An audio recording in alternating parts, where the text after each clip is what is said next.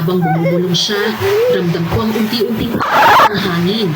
Nakaramdam ako ng kaunting kilabot pero hindi ko na lang ito pinansin. Kinuha ng matanda ang mahabang karayom. Isinawsaw niya ang dulo nito doon sa pulang likido sa loob ng mangkok habang patuloy sa paulit-ulit na pagbigkas ng pangalan ni Jimboy. Pagkatapos, tumingin siya ng diretso sa aking mga mata. Kakataon, Iha. Sigurado ka ba talaga rito? Tingnan mo ng mabuti ang larawan ng lalaking ito.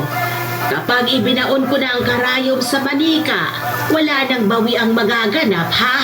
Lalapat na ang sumpa at magsisimula na mamayang gabi ang impyerno sa buhay niya.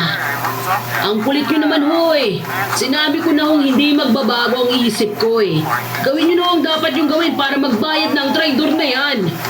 Naniniguro lang ako dahil baka biglang lumambot ang puso mo. Baka bumalik ka dito na umiiyak sa harapan ko para ipabawi ang kulang. Hindi nga ho mangyayari yan. Desidido talaga akong saktan siya tulad ng pagdurog nila sa puso ko. Ang tanging hiling ko lang naman ho eh, huwag niyo ho siyang papatayin. Gusto ko lang ho na maranasan niya ang magdusa. O sige, kung yan ang nais mo.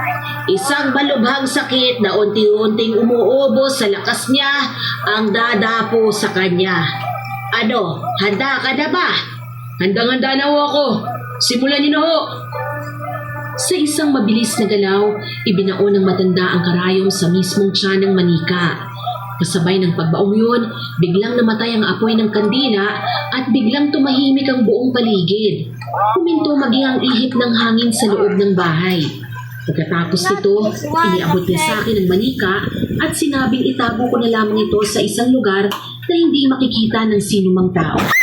Kinuha ko ito at tinago sa aking bag.